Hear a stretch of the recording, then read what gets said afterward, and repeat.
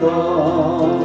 영생을 누리며 주 안에 살리라.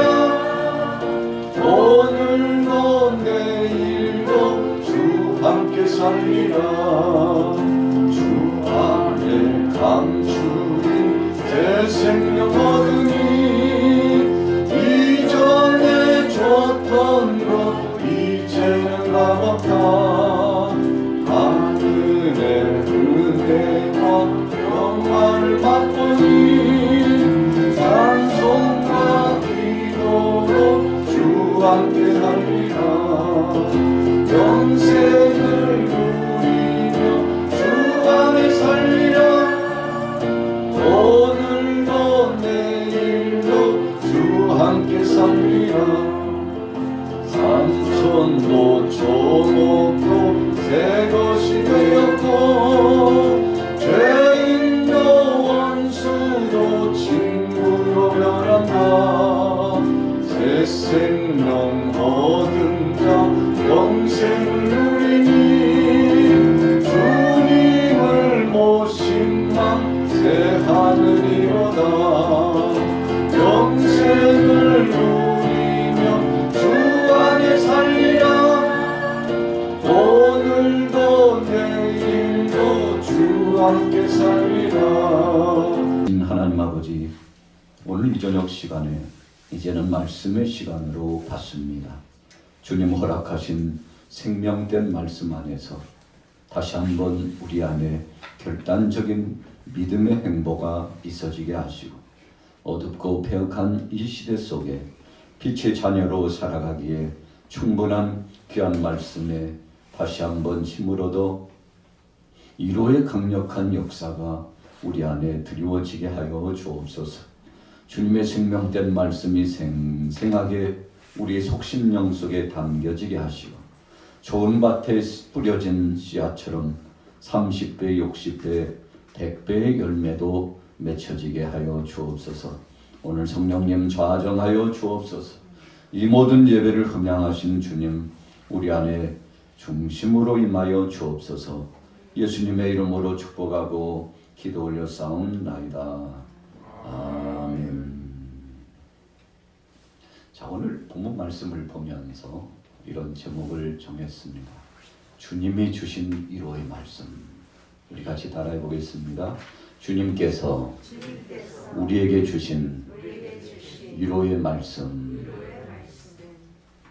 디모데후서는 마지막 시대를 살아가고 있는 성도들에게 또 바울이 하나님 앞에 부름받을 날이 가까웠을 바로 그때에 육신적인 심정으로 보면 종말을 맞이하는 그때에 귀한 말씀을 성령의 감동하심을 쫓아서 마음에 담고 담아진 그 말씀을 새겨 다시금 동역자들에게 선포한 말씀이 바로 오늘 디모데후서의 말씀입니다. 그런데 위로의 말씀이다 그랬습니다. 여러분, 위로가 언제 필요한 것입니까? 상처받은 사람들에게 위로가 필요한 겁니다. 또 언제 위로가 필요합니까? 절망적인 상황 가운데 고통당하는 사람들이 위로의 말씀이 필요합니다. 또 위로의 말씀은 정말 끝이 보이지 않을 만큼 막막하고 어두컴컴해서 사실은 터널과 같지만 깊은 수렁과 굴에 열리지 아니하는 빛도 보이지 않는 상황 속에서 사면 초가의 위기감을 만났을 때 여러분, 그때 정말 소망과 비전과 위로가 필요한 것입니다. 그래서 오늘 본문 말씀은 말세를 당하는 성도들에게 세상 사람들의 어떤 훈육적인 이야기가 아니고 철학적인 사상도 아니고 어떤 개인적인 논제가 아니라 주님이 주신 말씀으로, 주님이 주신 생명된 말씀으로 위로의 역사에 귀한 말씀을 주셨다는 것이 아주 중요한 모토입니다. 여러분, 우리가 일상생활을 살아가다 보면 종종 사람들을 통해서 위로받는 예가 있습니다. 그러나 그 위로는 한계가 있습니다. 그 위로는 우리를 구원하지 못합니다. 그 그 위로는 우리를 살리지 못합니다. 주님 말씀만이 살려 우리를 회복시키는 건데, 그렇다면 이 시대를 우리가 마지막 때라고 그러지 않습니까? 마지막 때도 그냥 마지막이 아니고 지말, 말세 지말이다, 그렇게 표현합니다. 이제 끝이 왔는데 끝 중에서도 마치 머리와 꼬리를 보면은 꼬리 끝쪽에 와 있다는 것입니다. 이제는 결말을 볼 때가 가까웠다는 것입니다. 그래서 바로 이때를 환난의 때, 고통의 때, 심판이 임박한 때, 그래서 우리 발등에 불이 떨어지고 주님의 그 도끼와 같은 심판의 역사가 임한 바로 그 순간이 오늘날이라고 그렇게 표현하는 것입니다.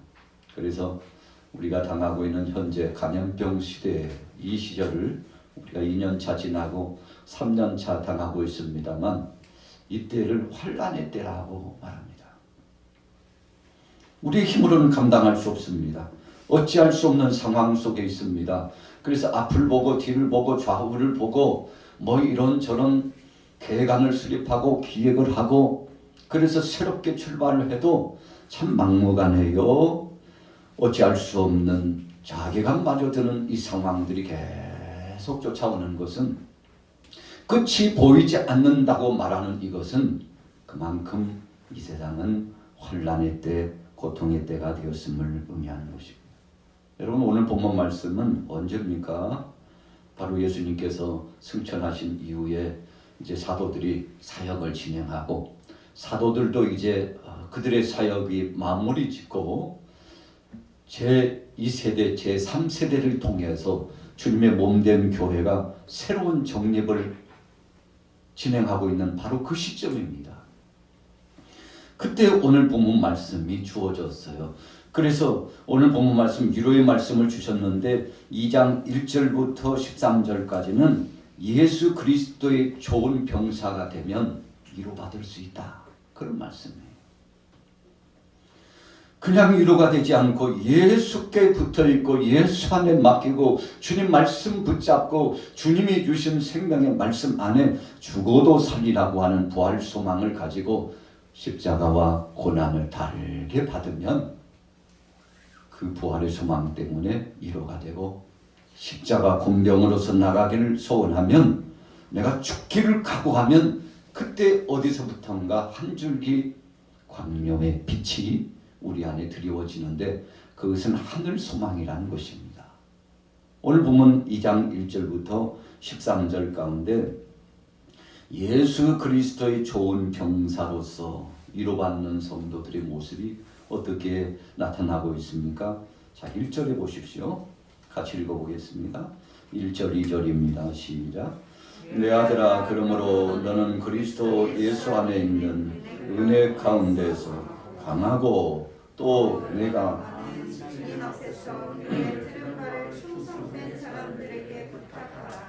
그들이 또 다른 사람들을 가르칠 수 있으리라.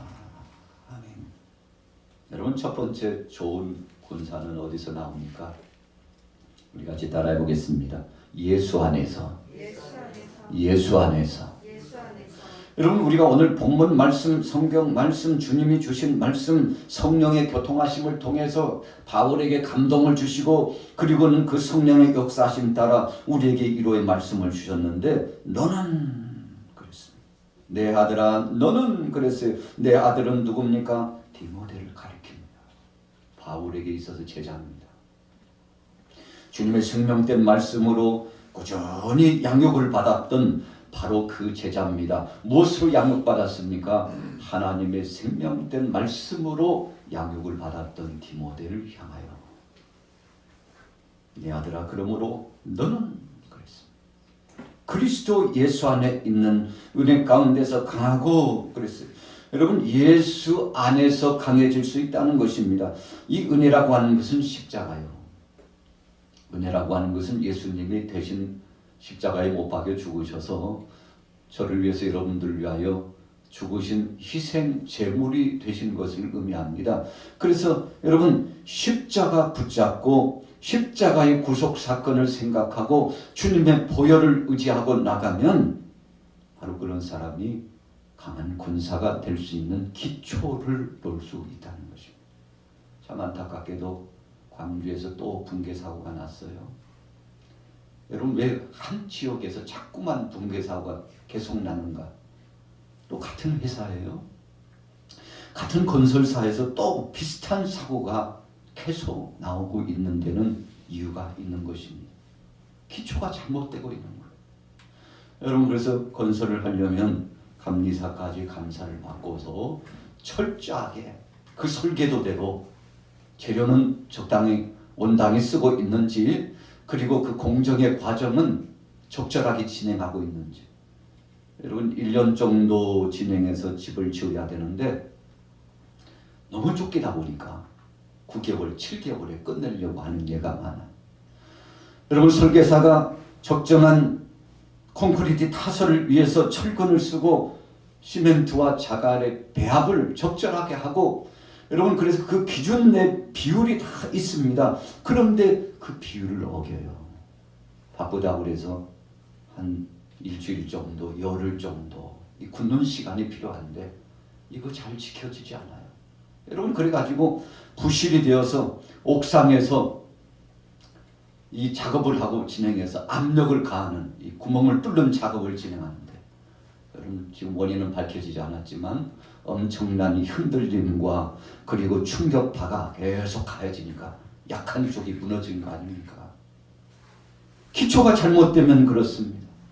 우리는 우리의 신앙의 기초가 예수 그리스도 안에서 되어야 돼요. 어떤 사상가나 어떤 사람을 중심으로 나가면 같이 타락하게 되어 있습니다. 주님의 생명된 말씀이 중심이 되고 그 말씀이 내 삶의 주인이 되고 하나님의 생명된 말씀의 기초가 되면 얼마나 강하고 든든해지는지. 여러분, 바울은 알고 있었습니다.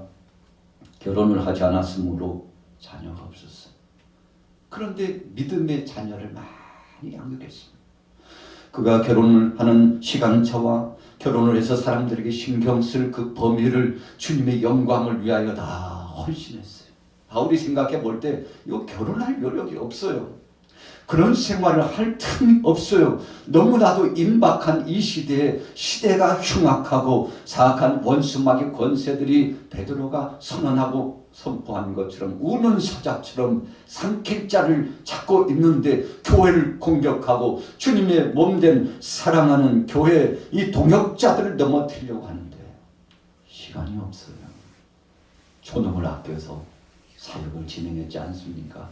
그래서 무수한 사람들을 하나님의 말씀을 가지고 양육하고, 그래서 그런 제자를 통해서 하나님 영광을 드러내고 그리스도의 군사를 만들었는데, 디모데에게 너는 예수 그리스도 안에서 그 은혜 가운데서 강하여져야 된다 그랬어요.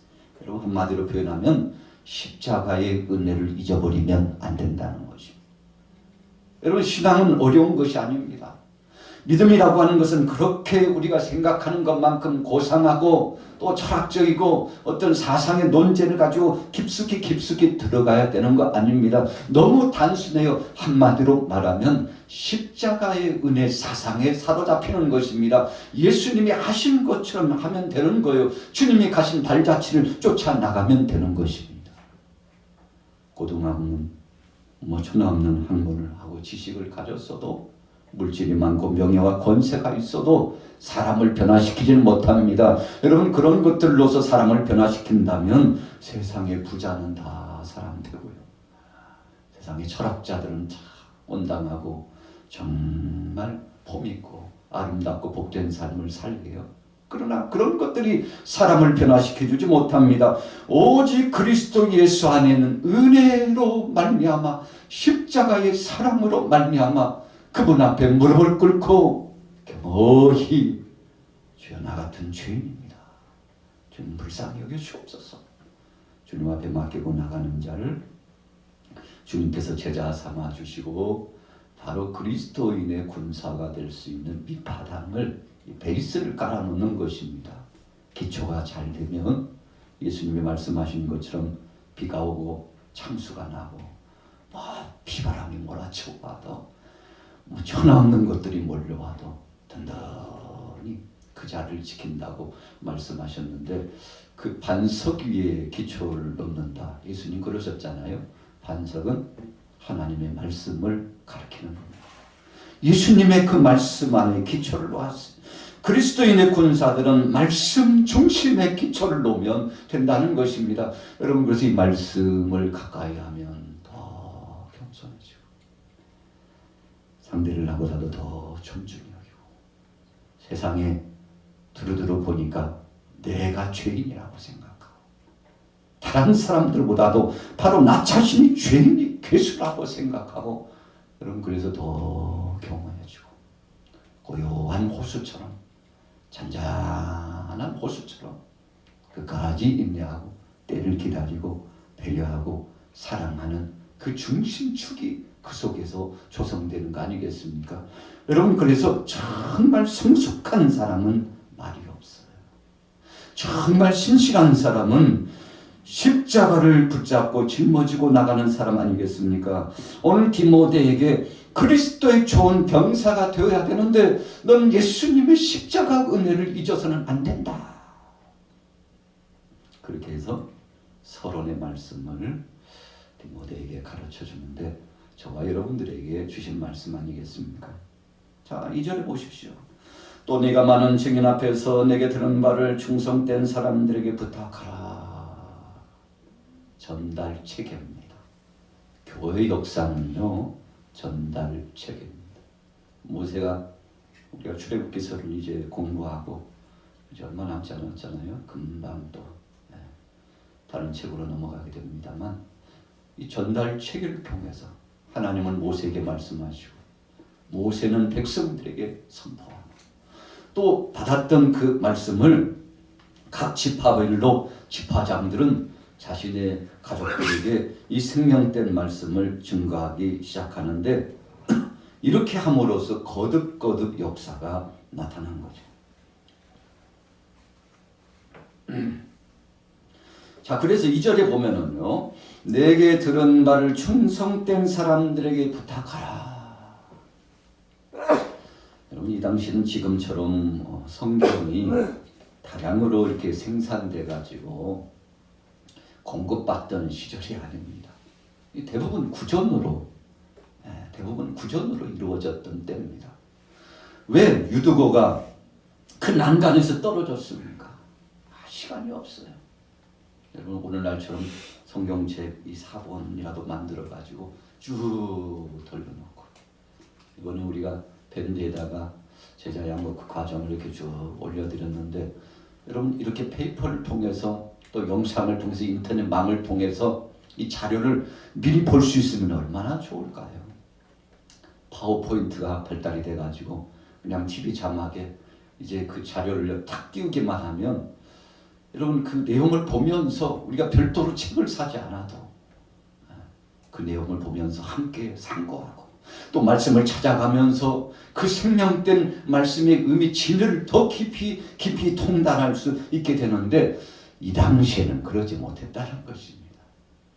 구전을 통해서 바울이 제자들을 모아놓고 특별히 수제자급에 속한 사람들 또 각 지교회 수장들을 불러가지고 순회를 하면서 며칠씩 강론을 해서 주님의 말씀을 전하는 겁니다. 구약의 말씀을 통해서 증거하고 주님이 이 땅에 계시면서 주셨던 복음서 중심의 그런 모토가 되었던 말씀 사도들의 구전을 통해서 전해졌던 그 말씀을 모아 담아가지고 바울이 그 말씀을 재정립하고 베드로를 통해서 요한을 통해서 야고보를 통해서 들었던 그 말씀을 총집약해가지고 하나님의 그 뜻과 의미를 정립해서 계속 가르치는 겁니다.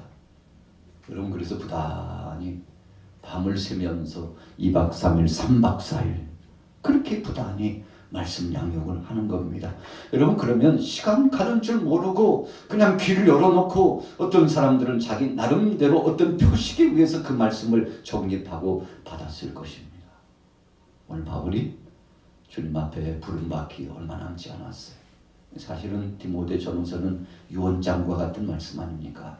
이제 마지막 메시지를 정리해서 선포하는 말씀인데 이 말씀을 사랑하는 사람들에게 전해주는데 그 말씀을 받은 사람이 계속 그 편집글을 통해서 주님의 위로의 말씀을 탐문하고 또 들었던 말씀을 집약해가지고 정리해서 그대로 또 전하는 것입니다.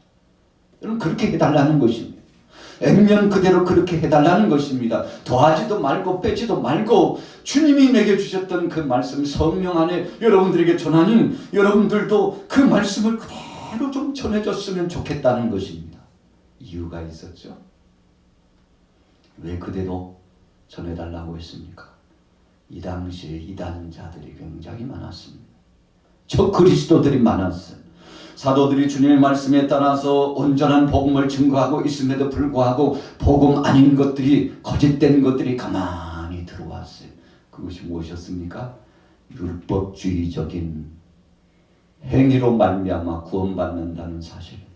이방인들은 구원의 이 소망 가운데 동참하는 것은 합당하지 않다고 하는 것 등등. 여러분 이단 사설자들이 가만히 들어와 가지고 유대교주의적인 율법주의적인 그래서 그렇게 해야 구원받는 것이라고 십자가의 구속의 은총을 자꾸만 깎아내려요. 예수님께서 고난당하시고 죽으신 그 은혜 그 감격스러운 십자가의 구속의 은총의 복음을 자꾸만 희박하고 약하게 그래서 여러분 주의 말씀을 희석시키려고 하는 사람들이 있었죠. 그래서 오늘 바울은 강력한 말씀으로 권면했던 것입니다. 자, 따라해 보겠습니다. 충성된 사람들에게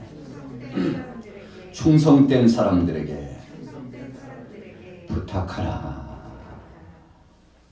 다른 말로 표현하면 준비된 사람에게 전하라 그런 뜻입니다. 전화 없는 말씀을 줘도요 마음은 딱 닫고 있으면 안 됩니다. 여러분 우리가 주전자에 물을 담을 때 뚜껑을 열어야 빨라요. 물 나오는 쪽으로 역류해서 역방향으로 물을 담으려면 참 힘이 듭니다.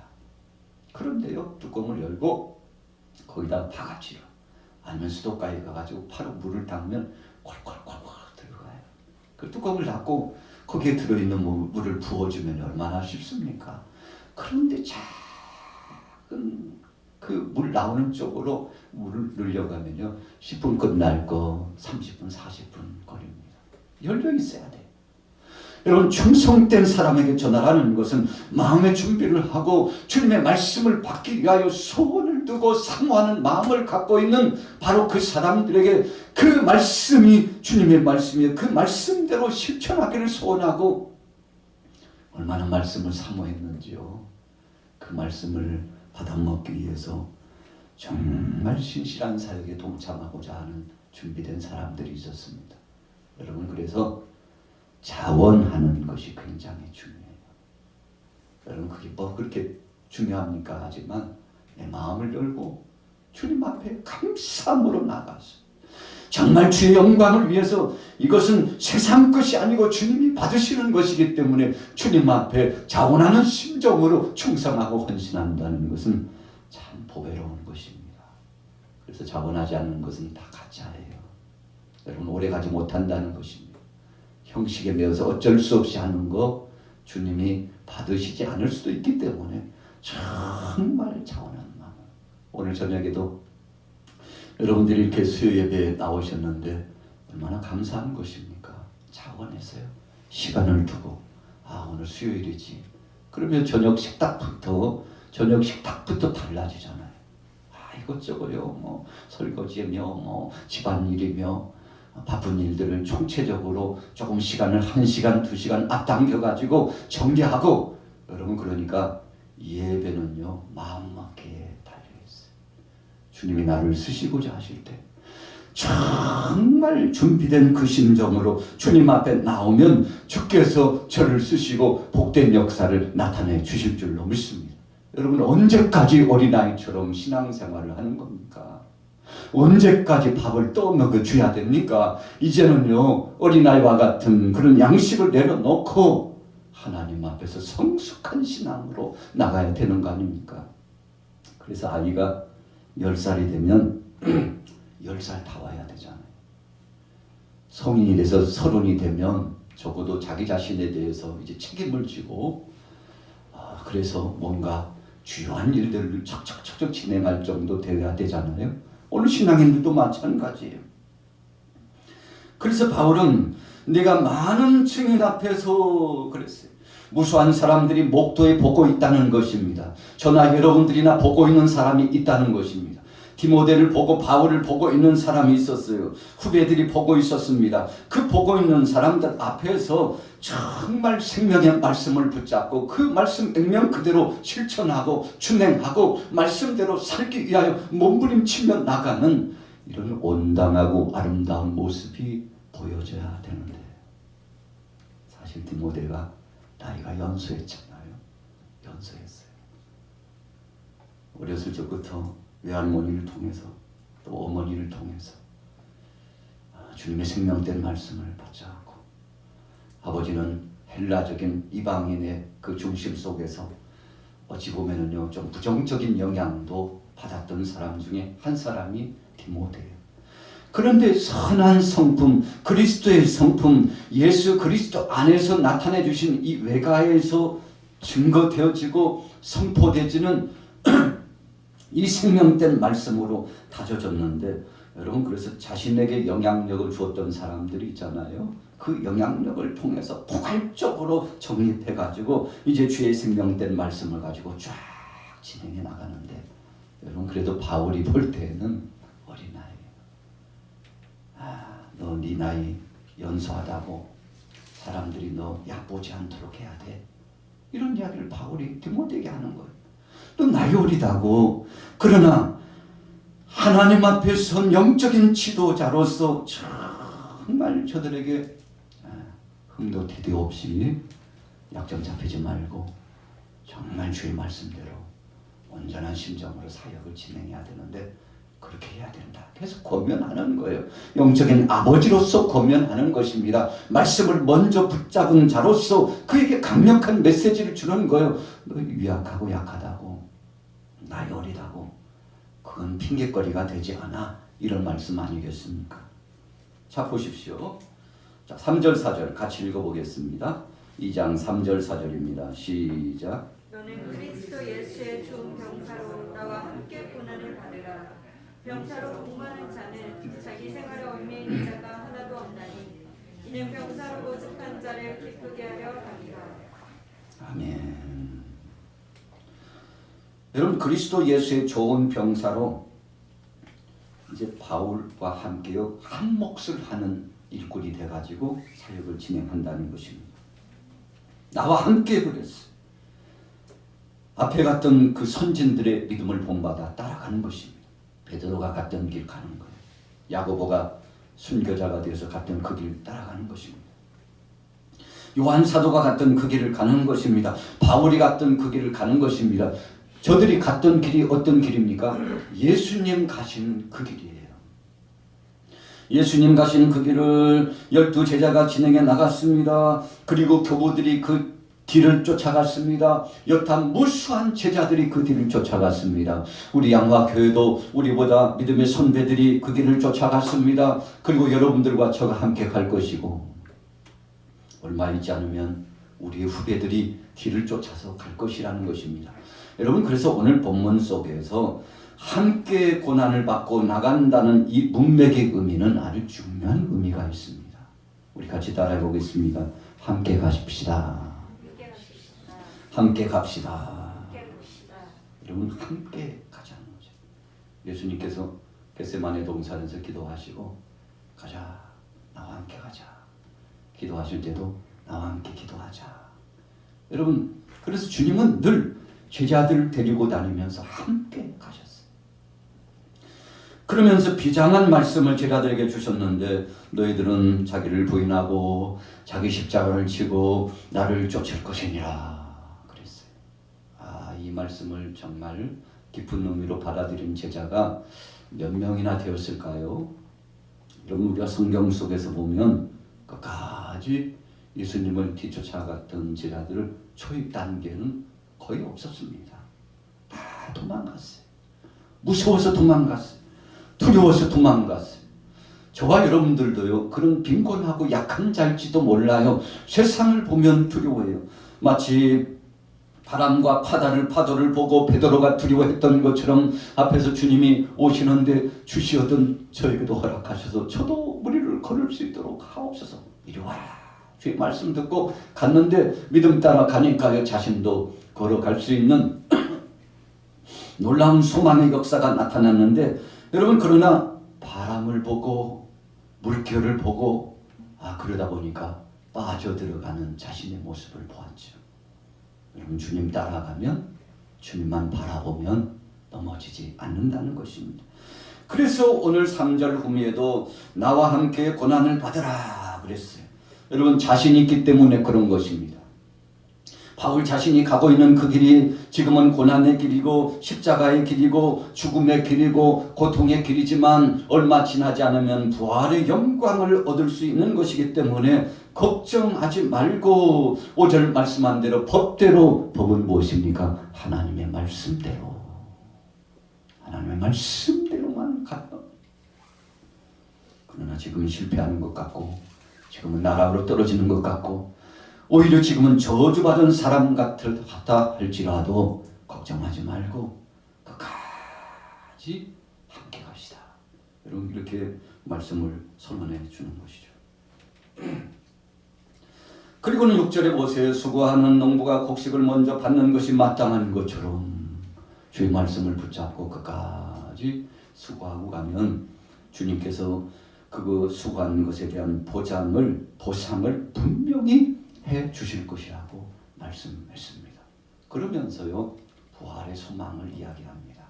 자, 보세요. 자, 말씀을 정리해 보겠습니다. 조금 함축해 보면서, 자, 12절부터 13절 읽어보도록 하겠습니다. 12절 13절 시작. 참으면 또한 함께 원수를 탈 것이요 우리가 주를 부인하면 주도 우리를 부인하실 것이라. 우리는 믿음이 없을지라도 주는 항상 기쁘시니 자기를 부인하실 수 없으시리라. 아멘. 자, 11절 보세요. 미쁘다 이 말이요 우리가 주와 함께 죽었으면 또한 함께 살 것이요. 여러분, 이 말씀은 두 가지 의미가 있습니다. 첫째는 예수님을 믿은 그 순간 우리의 과거에 나 자신이 죽었다는 의미입니다. 그래서 이것을 다른 말로 표현하면 니고데모에게 주셨던 말씀처럼 거듭난 순간입니다. 다시 태어났어요. 예수님이 설명하는데 니고데모가 알아듣지 못할 때에는 어머니 뱃속에 들어갔다 다시 나옵니까? 그랬어요. 뭐지 이게?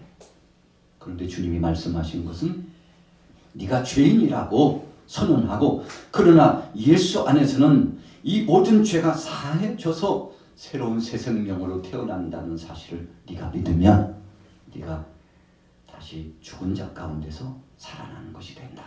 이런 말씀이거든요. 이것이 거듭남이거든요. 여러분, 그래서 우리가 주 앞에 서서 주님 나는 죄인입니다 라고 고백하는 것은 굉장히 중요합니다. 아유 목사님 그거 너무 쉽잖아요. 아니에요. 자기가 죄인이라고 고백하는 것이 쉽지 않습니다. 그래서 어떤 사람들은 임종 앞두고도 그거요 시인하지 않습니다. 천국 부정합니다. 얼굴이 시퍼렇게 질려 죽음을 맞이해도요 인정하지 않습니다. 그런데 어떤 사람은 안 될 것 같은데 나는 죄인이라고 눈물을 흘리면서 참여하고 십자가를 의지하고 예수님을 의지합니다. 여러분, 그래서 그 사람은 그 순간 예수를 그리스도로 영접한 순간 거듭난 사람이에요. 다시 태어난 사람이에요. 이것에 대한 말씀이 첫 번째고요. 두 번째 말씀의 의미는 우리가 믿음 생활을 함으로 말미암아 예수 때문에 순교당하고 죽음을 맞이하는 것입니다. 여러분, 우리가 정상적으로 기운이 지내서 죽는 것 말고 오늘 본문은 죽을 것 각오하라는 뜻도 포함되어 있다는 것입니다.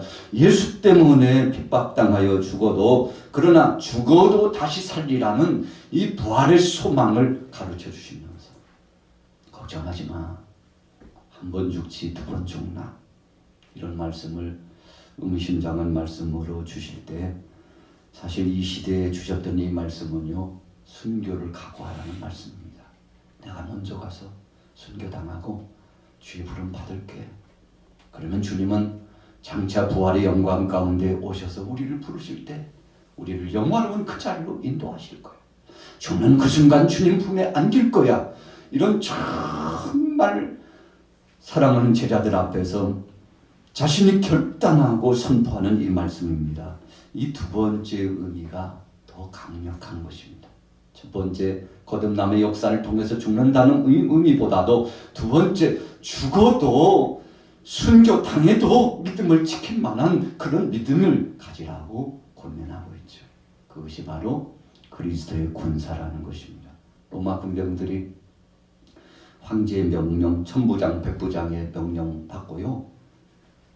적진을 향하여 돌진합니다. 말을 타고 나가고요. 창을 들고 칼을 들고 나갑니다. 순식간에 앞에서부터 쓰러져 죽어요. 그런데 그 명령 앞에 순종하고 쫙 갑니다. 바울이 그 광경을 보고서 나도 그렇구나. 대장 되신 주님께서 명령하셔서 이 땅에 그 모든 것 다 내려놓고 지금 오라 하시면 생명의 복음을 증거하다가 예수 때문에 죽음을 맞이한다 할지라도 주님 죽음은 두려워하지 않습니다. 우리가 죽으면 다시 살 것을 믿습니다 하고 자기가요 선발대가 돼가지고 한마디로 말하면 전쟁터에 총알바지처럼 나가서요 먼저 선두에 선 사람으로서 죽음으로써 믿음을 보여주겠다는 뜻입니다. 그래서 우리가 오늘 새벽에도 말씀을 상고했습니다만 이 임에 있어서 전제와 같은 제목을 그랬잖아요. 전제라는 것은 부어드린다는 건데 바울이 전제와 같은 제물로 하나님 앞에 올려지기를 소원했는데 결국은 그렇게 순교당했잖아요. 사실 오늘 이 11절부터 13절 말씀은 순교를 각오하는 믿음을 선포하는 것입니다. 자 보십시오. 12절에 참으면 또한 함께 왕노릇 할 것이요 우리가 주를 부인하면 주도 우리를 부인하실 것이라. 우리는 미쁨이 없을지라도 주는 항상 미쁘시니 자기를 부인하실 수 없으시니라. 오늘 저와 여러분들이 이제 이 마지막 시대를 살아가면서 우리는 두 가지 죽음에 대해서 생각합니다. 첫째는 거듭남의 역사를 통해서 죽음의 과정을 마쳤습니다. 두 번째는 누구든지 개인의 종말이 있어요.